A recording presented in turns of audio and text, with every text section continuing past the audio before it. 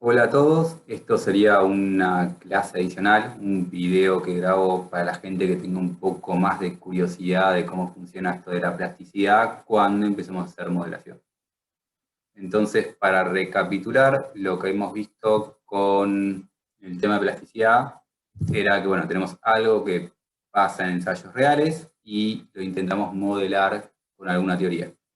Y para hacer teoría de plasticidad, lo que tenemos es, hacemos una interpretación, esta interpretación conlleva una teoría y esta teoría tiene todos estos ingredientes, lo que era la elasticidad, las funciones de fluencia, o la función de influencia, que cada caso tiene una sola, una regla de flujo y una disipación plástica. Siempre que hacemos plasticidad, sea o no sea perfecta, necesitamos de estos 4 ingredientes.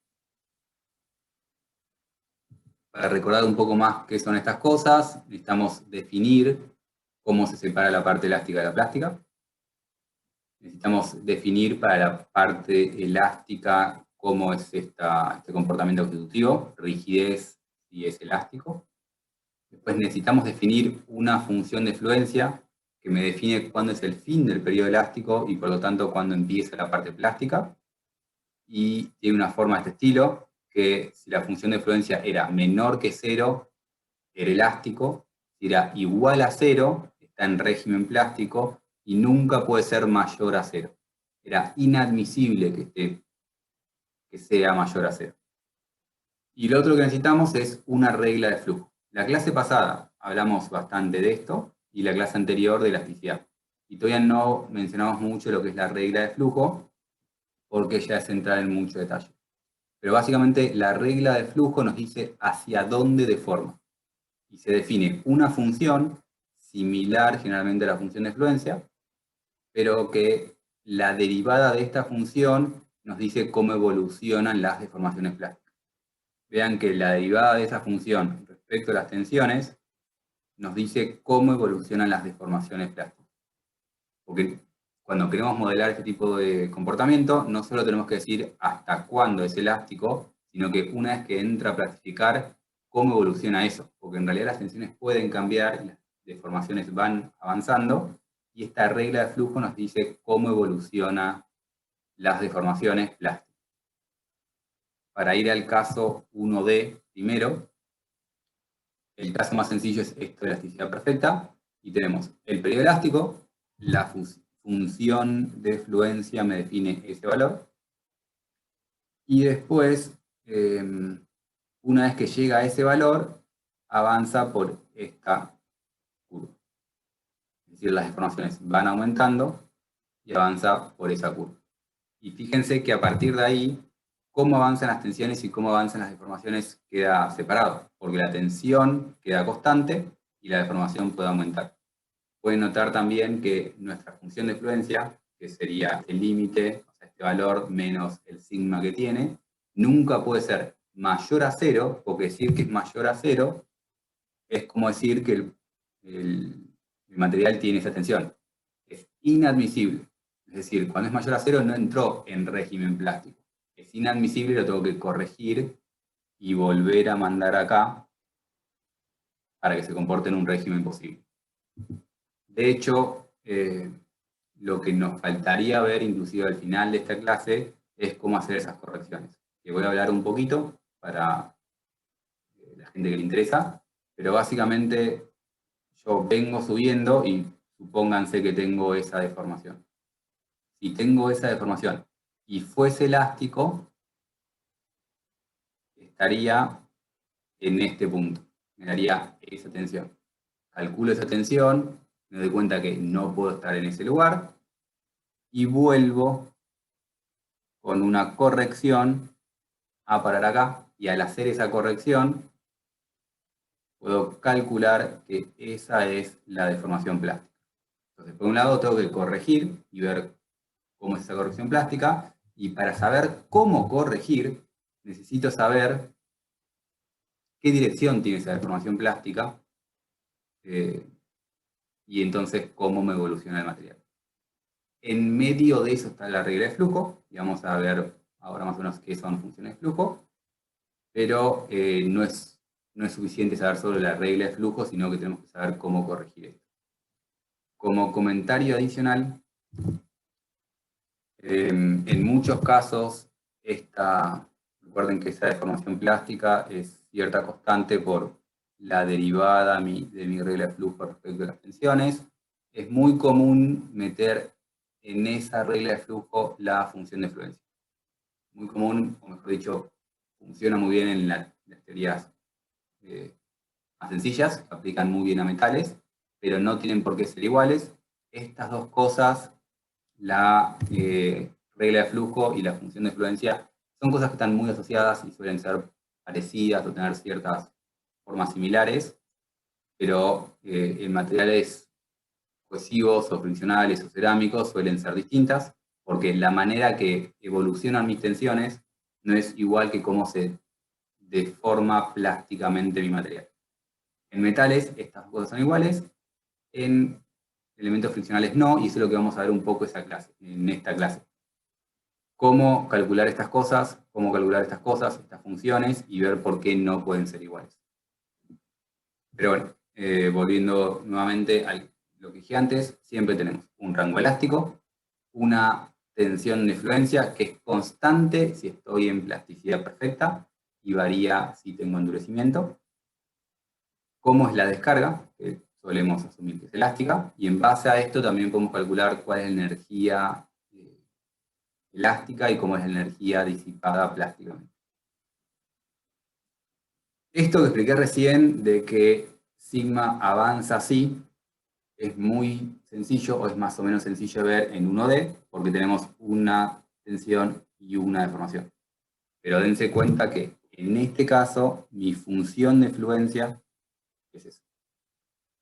Y básicamente tengo algo que aumenta hasta tocar mi función de fluencia y después evoluciona sobre mi función de fluencia. Lo que me va a decir la regla de flujo es cómo aumenta este epsilon.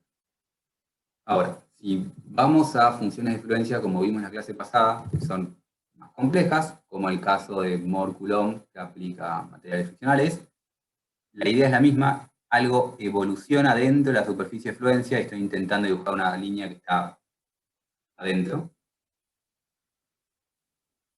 hasta que toca mi superficie de fluencia, y después las tensiones pueden seguir modificando, pero sobre esa superficie de fluencia, y ahí estoy sobre. En el caso 1D, la tensión evoluciona hasta cierto valor máximo y queda en ese valor máximo. Cuando estoy en el 3D, esto evoluciona hasta que toca una superficie de fluencia y después se puede mover a lo largo de la superficie. Las tensiones pueden cambiar a lo largo de esta superficie de fluencia. La regla de flujo no me dice esto. La función de fluencia me dice en qué rango se puede mover el sigma. La regla de flujo me dice, cuando el punto se movió de acá a acá en tensiones, ¿cuánto se movió en deformaciones? Y eso es lo que vamos a ver ahora con el ejercicio del bloque friccionante. Cómo cambian las deformaciones que no cambian igual que las tensiones. Para ello, pueden hacerlo junto a mí, pero vamos a ver un ejemplo que le vamos a poner matemática, que básicamente necesitan un bloque. Como bloque yo me traje este cuaderno, y eventualmente dos ruedas, que como ruedas yo estoy usando estas dos lapiceras, que son cilíndricas para que rueden bien. Si tienen Bics no va a rodar bien. Y vamos a ver cómo calcular funciones de fluencia y reglas de flujo para un bloque friccionante. Entonces empezamos con el ejemplo del bloque friccionante. Muevo mi cámara para abajo. Espero estar enfocando bien, porque ahora perdí un poco como la visual. Pero bueno, tengo un bloque y tengo dos ruedas. Por ahora las ruedas las pongo de costado y voy a hablar únicamente de mi bloque. Lo otro que necesito es un segundo bloque. Estoy usando este pisapapeles. Si alguien quiere buscar un pisapapeles, o una cosa para ponerle pesada arriba. Y empezamos entonces a calcular funciones de fluencia y reglas de flujo. Entonces, como dije recién, necesitamos determinar la función de fluencia que me dice cuándo hay deformaciones plásticas. Cuando yo muevo esto, eso va a ser una deformación plástica, porque quedó una deformación permanente. Entonces, eso es una deformación plástica. La función de fluencia me dice cuándo ocurre, no cómo ocurre. Ahora, ¿para dónde se mueve bloques? ¿En qué dirección? Eso es mi regla de flujo. Y lo otro que puedo que puedo calcular es cuál es la disipación energética que ocurre cuando el bloque se mueve. Pero bueno, vayamos a poco, tenemos el bloque y empecemos a pensar nuestra función de fluencia. Entonces, a nuestro bloque le aplicamos una fuerza. Y yo ahora le estoy aplicando una fuerza muy chiquitita y el bloque no se mueve. En la realidad, yo apenas le apoyo el dedo, internamente tiene una deformación plástica que no podemos apreciar, pero si le pongo una fuerza, esa fuerza se traduce en tensiones, se traduce en una deformación elástica. Aumenta un poco más la fuerza, aumenta la deformación elástica. Y llega un punto que el bloque se empieza a mover. Eso es el fin del periodo elástico y por lo tanto el límite de fluencia. Es decir, ahí se deforma elásticamente cuando se movió. Eso es fluencia, hubo deformaciones plásticas, y si calculo la fuerza necesaria para mover ese bloque, será la fuerza de fluencia. Como estamos hablando de un bloque y no de un cubo diferencial infinitesimal, voy a hablar de fuerzas y desplazamientos, pero esto que estoy hablando de fuerzas y desplazamientos, ustedes tendrían que estar pensando en tensiones y deformaciones cuando van al cubo eventualmente. Pero bueno, aplico una fuerza y veo que necesito una fuerza para generar deformaciones plásticas.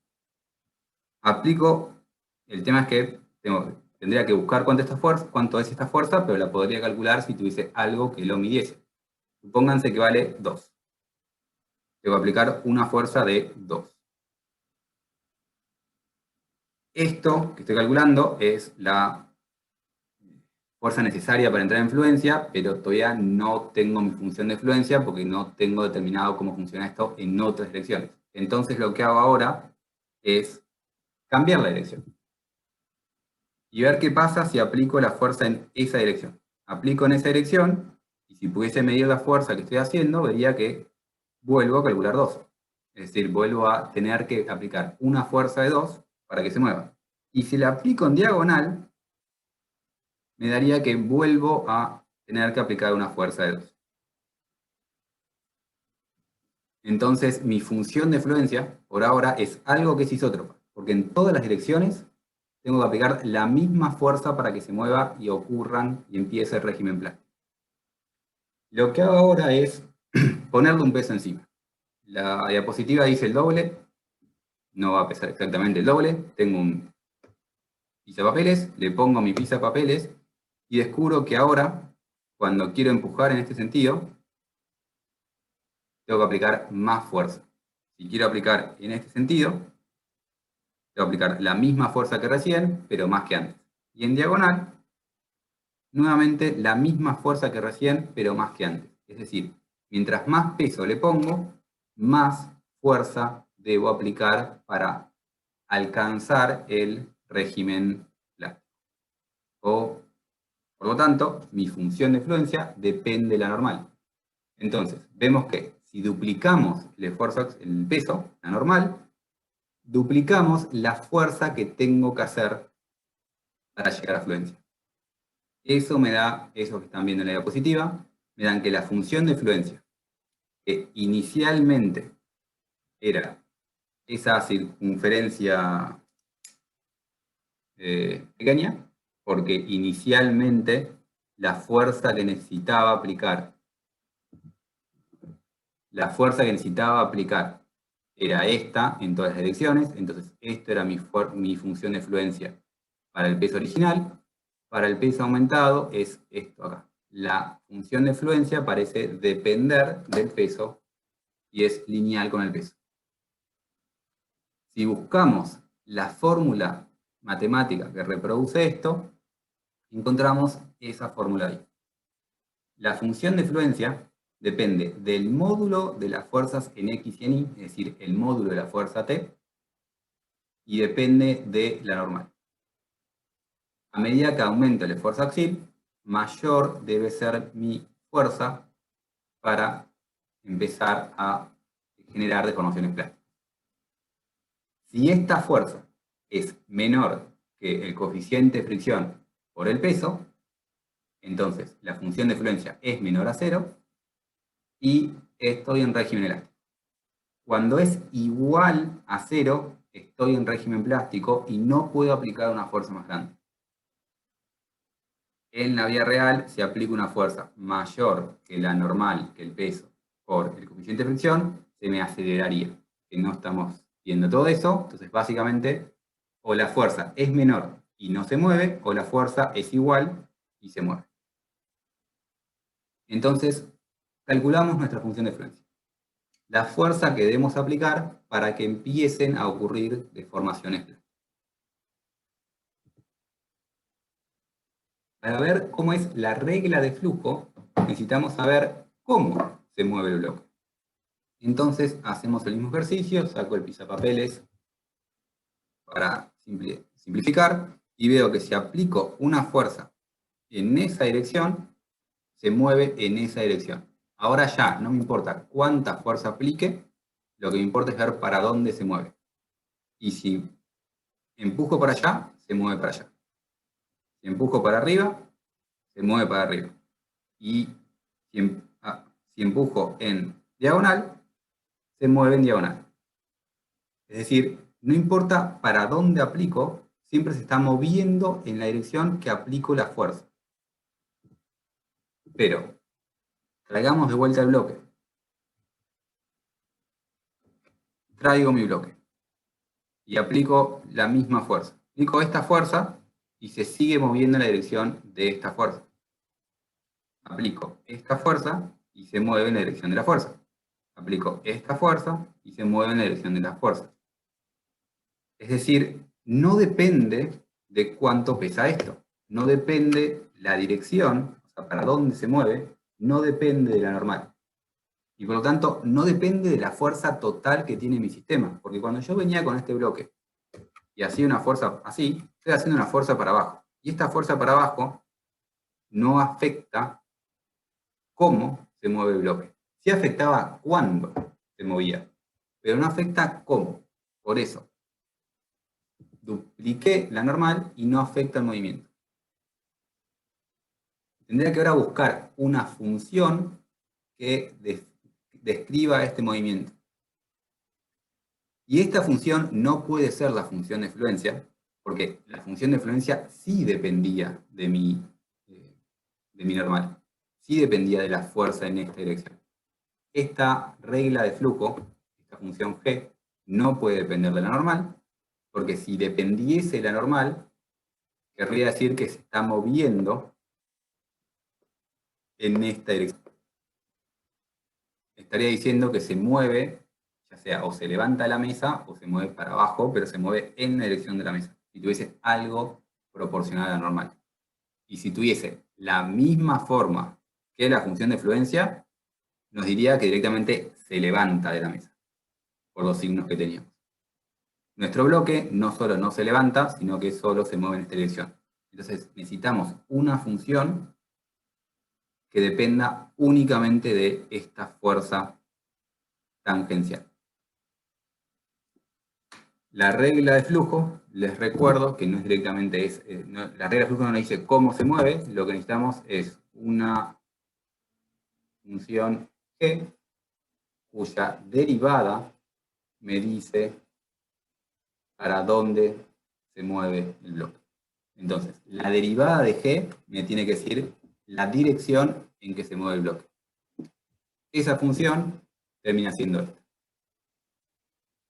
La razón que no tiene n, lo hablamos recién, porque si no se movería el bloque en la dirección.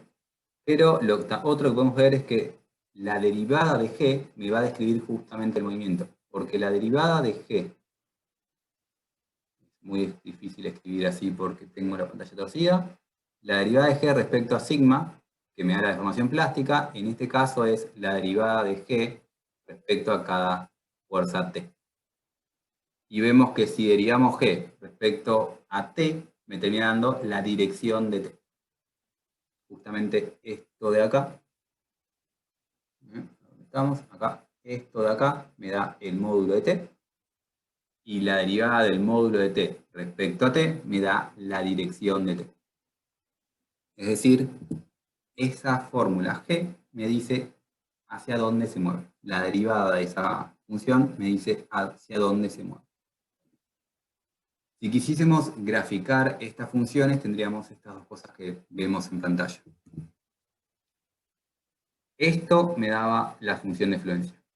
A medida que aumentaba la normal, aumentaba la función de fluencia. Y g no puede ser f, porque si g fuese igual a f, las deformaciones plásticas son la derivada de g, y la deformación plástica tiene una componente en z, que vale justamente el coeficiente de fricción, y esto querría decir que el bloque saldría volando. Es decir, si yo quiero modelar y utilizo una regla de flujo igual a f, el resultado matemático es que el bloque se levanta de la mesa. Esto no puede ocurrir, y lo que ocurre es que el bloque no se despega, y por eso estamos forzados a buscar una regla de flujo que es distinta a f, que me da que el bloque no se despegue. Estas dos cosas son similares, pero no son iguales. Suelen ser similares, pero para materiales friccionales no son iguales. Y cuando no son iguales, G y F se llama plasticidad no asociativa, o no asociada, o cosas similares. Si fuesen iguales, se llama asociada, porque la deformación plástica está asociada a la función de influencia. Si son distintas, como en este caso, plasticidad no asociada. Entonces, no es suficiente saber la dirección de la carga, porque no se deforma únicamente por la dirección de la carga, se deforma en este caso tangencial. Entonces buscamos una función que me diga que se deforma tangencial. Esto era para explicar regla de flujo, función de fluencia y plasticidad no asociativa. Vamos a complicar un poco nuestro material agregándole ruedas. Y ahora, pongo ruedas, como muestra la diapositiva, pongo ruedas y arriba de las ruedas le aplico mi bloque. Y ahora tengo que volver a hacer, vamos a volver a hacer el mismo ejercicio, pero con mi bloque sobre ruedas. Hacemos lo mismo que antes. Entonces, buscamos la función de fluencia. Para buscar la función de fluencia, necesito empujar mi bloque y ver cuándo entra en fluencia. Lo primero que notamos es que si yo empujo en la dirección de las ruedas, necesito muchísimo menos fuerza que antes. Ustedes lo están probando ahora, lo podrían probar. Apenas lo toco, eso ya se quiere mover. Entonces, cuando empujo en la dirección de las ruedas, tengo que hacer una fuerza menor a la que hacía antes. Cuando aplico perpendicular a las ruedas, tengo que hacer una fuerza muy similar a las de antes. Porque cuando empujo perpendicular a las ruedas, no rueda esto, derrapa. Y cuando derrapa, derrapa básicamente con el coeficiente de fricción. Entonces la fuerza que tengo que hacer así es igual a la que tiene que hacer con el bloque sin ruedas. Pero en cambio, la fuerza que tengo que hacer así es mucho menor. No es suficiente ver estas dos direcciones, tendría que probar todas. Y cuando pruebo en diagonal, veo que si pruebo en diagonal acá, la fuerza que tengo que hacer es pequeña, pero es un poco más grande que esta. Es decir, esta fuerza es muy chica, esto es un poco más grande. Nuevamente no me importa para dónde se está moviendo, importa cuál es la fuerza que debo aplicar para que se mueva. Y vemos que es un poco más que esta, pero es menor que esta. Y debería empezar a probar lo mismo en todas las direcciones. Y ver qué fuerzas debo aplicar para que se mueva y ocurran deformaciones plásticas. Esa es mi función de fluencia. Entonces notamos que en algunas direcciones rueda. Acá rodaba, cuando empujo así a 45 parece rodar, cuando empujo perpendicular derrapa, cuando empujo casi perpendicular derrapa más o menos, y voy probando que cada dirección tiene un comportamiento ligeramente distinto, pero es o rueda o derrapa. Ese comportamiento complejo se representa de esta forma. Cuando aplico una fuerza perpendicular o casi perpendicular, la función de fluencia es prácticamente la de antes, porque tengo que vencer esa fricción. Pero cuando empiezo a empujar en la dirección de las ruedas, o a 45 grados, la fuerza que debo aplicar es menor y rueda. Esta fuerza es más chica y después está asociada a un comportamiento distinto.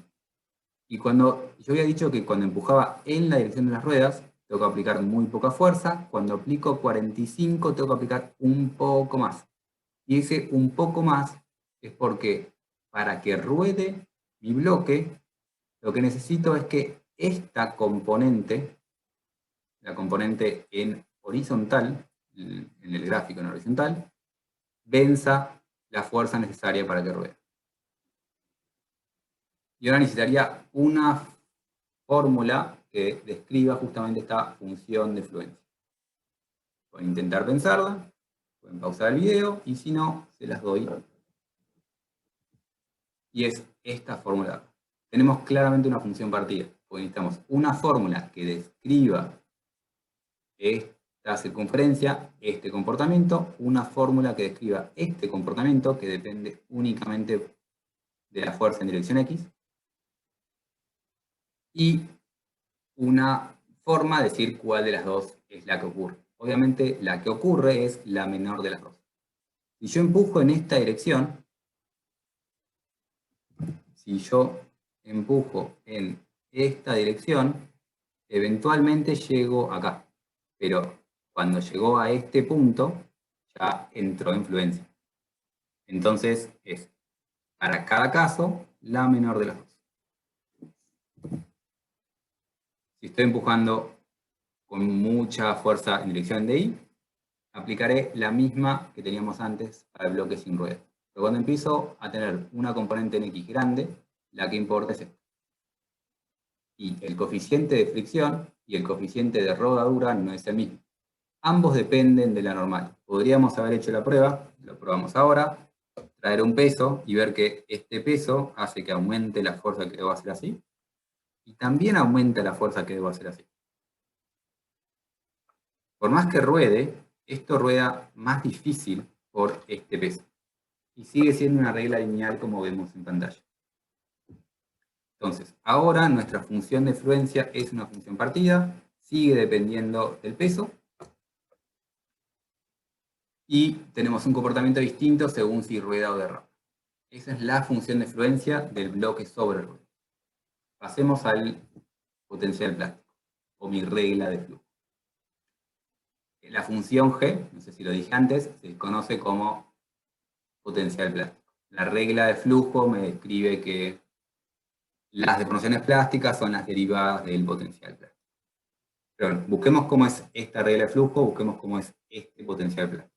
Y ahora no me importa cuándo empiezan las deformaciones plásticas, me importa cómo se deforma plásticamente. Y vemos que si aplico la fuerza en la dirección de las ruedas, se mueve en la dirección de las ruedas. Ahí se movió torcido porque tenía una rueda torcida.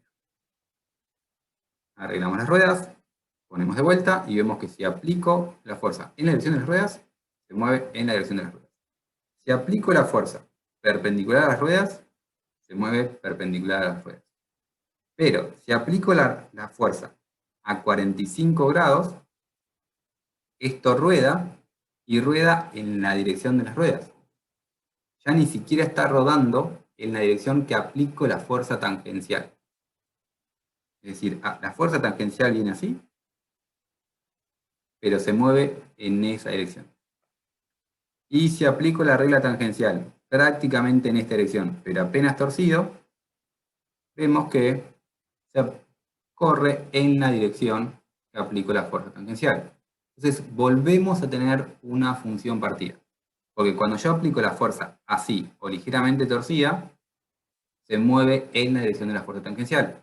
Pero cuando aplico una fuerza que hace rodar mi material, se mueve en la dirección de las ruedas. Y ya no en la dirección de la fuerza. Esto está escrito en la diapositiva con estas flechas. Cuando aplico la fuerza y derrapa en la dirección de la fuerza tangencial. Pero cuando aplico la fuerza y rueda rueda en la dirección que tengo mis ruedas. Tendría que ahora entonces buscar un potencial plástico, una función g, cuya derivada me describa ese movimiento. Esta es la función g. La primera es la misma que teníamos antes. Vemos que ninguna de las dos depende de n, porque si yo le ponía mi bloque pesado, eso no cambiaba para dónde rodaba mi cosa. Rueda en la dirección de las ruedas, siempre, tenga o no tenga mi peso. Entonces ninguna de las dos cosas depende del peso del bloque.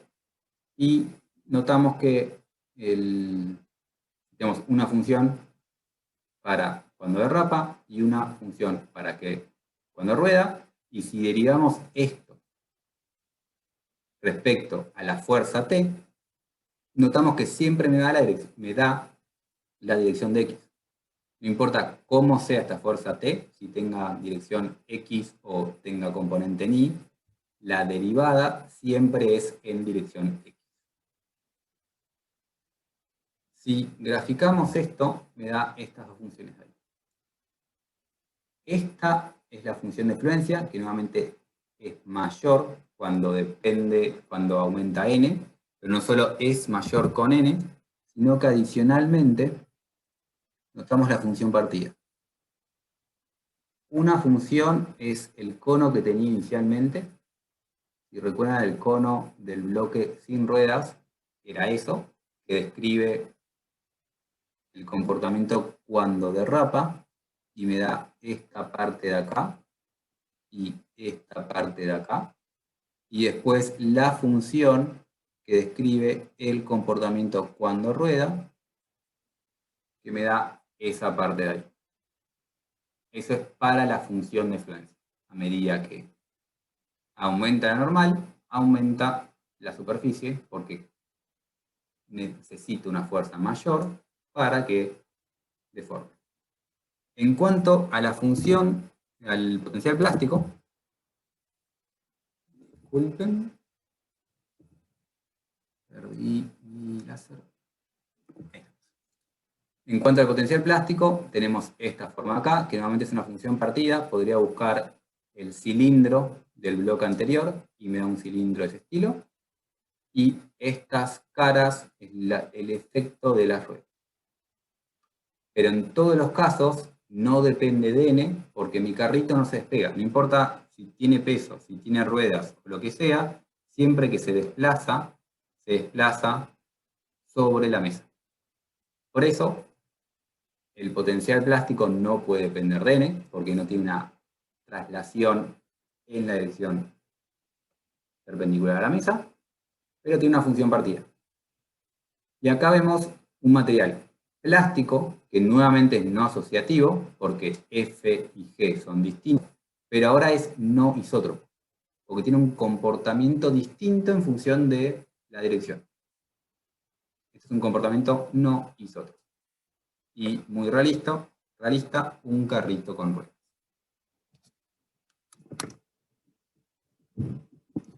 Bien, continuamos un poco la clase para ir cerrando ideas. Entonces, lo primero que mencionamos es el tema de la plasticidad asociativa o no asociativa. Es decir, tenemos una función de fluencia y tenemos un potencial plástico, que son funciones distintas. En metales es eficiente la plasticidad asociativa. Y esta plasticidad, cuando estas dos cosas son iguales, los algoritmos numéricos son mucho más sencillos. Pero da resultados no realistas para materiales friccionales, como lo es un bloque. Es por esto que inclusive se usa plasticidad asociativa, inclusive para materiales que no son asociativos, porque son algoritmos muy robustos y eficaces. Robustos es que convergen y da un resultado. El problema es que no es realista. Entonces, cuando queremos plantear algo no asociativo, necesario para este tipo de materiales, empieza a presentar algunos problemas o inconvenientes numéricos. Pero bueno, la mayoría de las teorías constitutivas para este tipo de materiales requiere de esto y de alguna manera solventar el inconveniente numérico, una forma de hacer eso es usar funciones de fluencia y potenciales plásticos muy parecidos para evitar ciertos problemas. Lo otro que vimos es el tema de la anisotropía.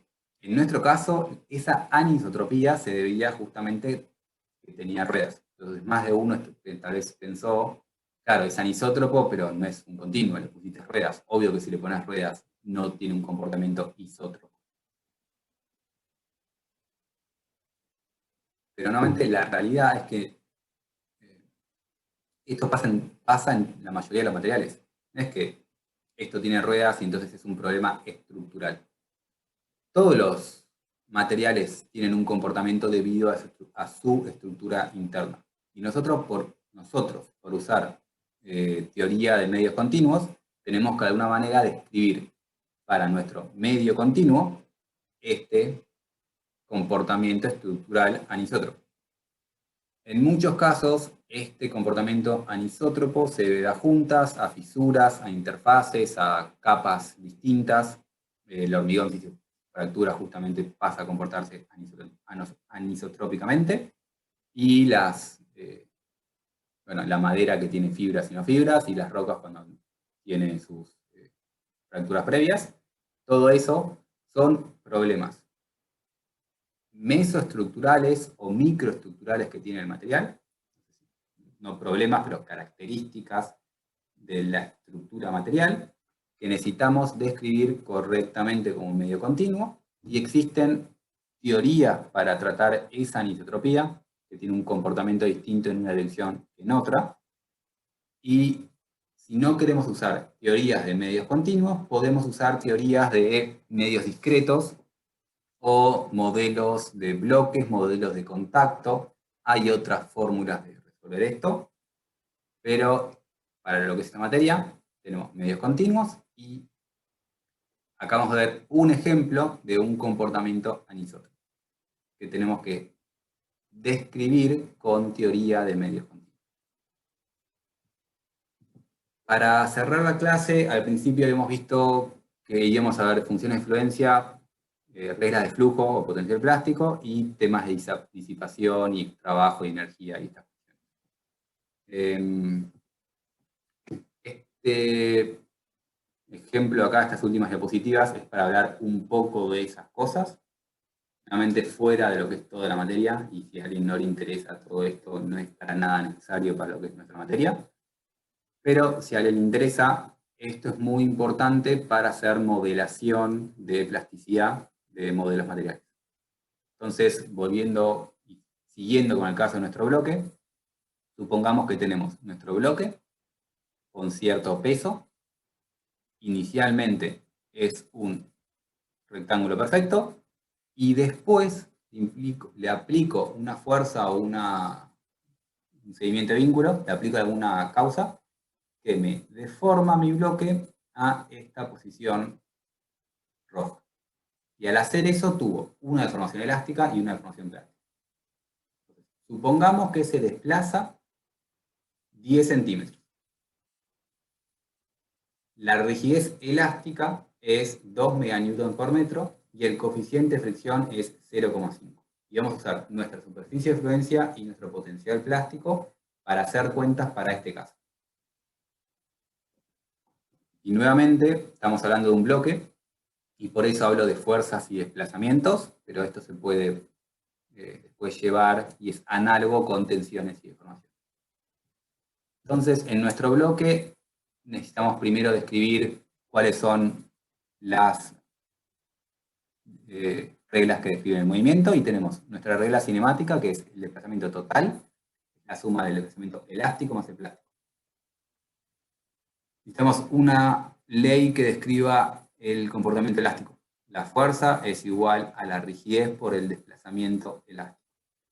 Una función de fluencia, y vamos a usar la función de fluencia que calculamos hace un ratito para el bloque sin ruedas, y el potencial plástico para el bloque sin ruedas.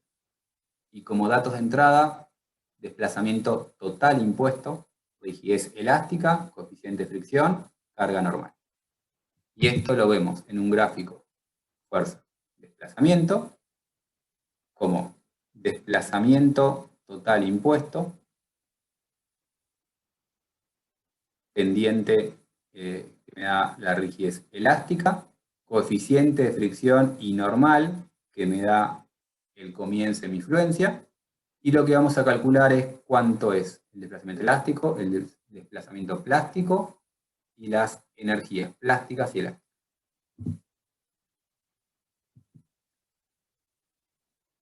Hagamos la cuenta primero de forma sencilla y después extrapolemos a algo más similar a lo que es en tensiones y deformación. Sabemos que la suma de los desplazamientos elástico y plástico son 10 centímetros. Entonces, lo que hacemos generalmente cuando hacemos este tipo de procedimientos es, asumimos primero que es elástico. Asumimos que estos 10 centímetros fueron elásticos. Eso equivale a asumir que caí ahí. Y la manera de calcular cuánto vale esa fuerza T es K por esos 10 centímetros. Si fuese elástico, me daría esta fuerza. Entro en mi función de fluencia y veo que la función de fluencia me da más que 150. Y nunca puede ser más que 0. Entonces lo debo corregir. Esto ocurrió porque asumí incorrectamente que era elástico. Entonces lo debo corregir. Y la forma de corregir es viendo cuánto me pasé. Entonces, me fijo la función de fluencia. ¿Cuánto me pasé? Dividido la rigidez, y esto es el porcentaje de la deformación que no podía ser elástico. La parte que me pasé, digamos. Yo asumí, nuevamente, hagamos el dibujo, que estaba acá, y en realidad toda esta deformación, que vale 7,5 centímetros, y la calculé haciendo esta fuerza, que es F, básicamente. Ese 150 es eso que dibujé ahí. ¿Cuánto me pasé? Esa fuerza dividido la rigidez elástica me dice cuál es esa distancia, y esa distancia en realidad era plástica y no era. Entonces, nuevamente, la manera de avanzar esto generalmente en los modelos es, me voy corriendo, asumo que es todo elástico, me fijo si esta tensión es posible, si esta fuerza es posible, no lo es porque estoy con F mayor a 0, corrijo viendo, bueno, cuánto me pasé, lo que me pasé en fuerza dividido la rigidez es la deformación plástica. La deformación plástica vale esto, y el resto es la deformación elástica. Descrito de esta manera vale para 1D, una dirección. Si tengo dos direcciones, y esto se puede llevar al caso 3D de tensiones, es lo mismo, pero tengo que empezar a ponerlos como vectores. Aplico primero la ecuación cinemática, la misma que antes, pero ahora tengo que separar, que se desplaza 10 centímetros en dirección X y 0 en dirección Y. Y la suma del elástico más plástico, pero separando X de Y, deben ser igual a 10. Asumo un comportamiento elástico. Esto se conoce como, asumo un comportamiento elástico, 10, 0. Asumiendo este comportamiento elástico, lo multiplico por la matriz de rigidez y me da la fuerza que hubiese necesitado si fuese elástico. Les recuerdo que si esto lo hacen después para tensiones y deformaciones, lo que tienen que hacer es asumen que es todo elástico, lo multiplican por la matriz de rigidez y calculan su tensión, que se llama tensión de prueba o trial en inglés, que es cuánto debería valer la tensión si fuese elástico. Meten esa función en la función de fluencia. Perdón, meten esa tensión en la función de fluencia. Les da mayor a 0. Inadmisible. La debo corregir. Y para corregirla, teníamos que ver cuánto era la deformación plástica. Para calcular cuánto es la deformación plástica, usamos la función de mi potencial plástico. Y el potencial plástico me daba la dirección. Entonces, el potencial plástico me da la dirección de la deformación plástica. Lo único que me falta determinar es cuánto es la magnitud, el módulo de esa deformación plástica. Y para calcular cuánto varía el módulo de la deformación plástica, lo que necesitaba yo era ver cuánto me pasé. Una forma de hacer eso es ver cuánto tiene que valer mi deformación plástica para que la función de fluencia valga 0. Entonces, esta es una forma de hacerlo. Meto esta deformación plástica en la ecuación de F y veo ahora cuánto debe valer la deformación plástica para que la función de fluencia valga 0. Y calculo entonces el módulo de la deformación plástica. Lambda es el módulo de la deformación plástica. La deformación plástica en sí era lambda por la derivada de g respecto a sigma. En nuestro ejemplo, lambda vale 7,5. La derivada de g respecto a sigma es eso de ahí. La derivada de g respecto a la fuerza. Una vez que determiné cuánto vale la deformación plástica, la deformación elástica es la diferencia respecto a lo que tenía antes. Nuevamente, esto de acá es derivada de g respecto a sigma. La deformación total es la parte elástica más la parte plástica. Despejo la parte elástica. Y ahora que sé cuánto vale la deformación elástica y cuánto vale la deformación plástica, puedo calcular energía o trabajo. El trabajo elástico es un medio de la rigidez por el desplazamiento al cuadrado. Esto lo que estoy haciendo es esta parte de acá. Es más que un medio de la fuerza por el desplazamiento elástico para calcular esa energía de ahí, que es igual a esa energía de ahí. Estamos hablando de lo mismo, esos dos triángulos son los mismos. Y vale un medio de esta fuerza por esa deformación, que es la deformación elástica. Y después T es K por delta de vuelta, y por eso esa pinta de un medio de K por delta elástico al cuadrado. Y la disipación plástica es esta fuerza acá, que es este área, y el área de eso no es más que esta fuerza por esta deformación, que es igual a esta deformación, que es la deformación plástica. Y puedo calcular entonces la fuerza, el trabajo total que requerí para llevar mi punto de acá a acá, que vale 4,38 kN. De esos 4,38, 0,63 son recuperables y los otros los perdí. Por eso se disipa la energía. Esta energía nunca vuelve. Se disipó en forma de calor o en forma de sonido o en forma de como fuese, pero al haber esa fricción, esa energía se disipó. Esta se puede recuperar si descargo el material y esta es la que gasté al desplazar y deformar mi cubo. Si alguien quiere seguir con esto, puede hacer la misma cuenta del trabajo de la deformación plástica y la deformación elástica para el caso que empuje en una dirección que no sea en X. Recién estaba haciendo una ecuación cinemática haciendo una traslación únicamente en X, pero pueden probar en otra dirección, por ejemplo, a un ángulo alfa, y ver cuánto valen estas cosas. Pero cuando llegan a la energía, esta energía no puede depender de alfa, claramente, porque mi cubo, mi bloque, por fricción, es isótropo. Entonces no puede depender de la dirección en que aplique la carga. Bueno, espero que no haya sido muy pesado y que alguien lo haya encontrado interesante.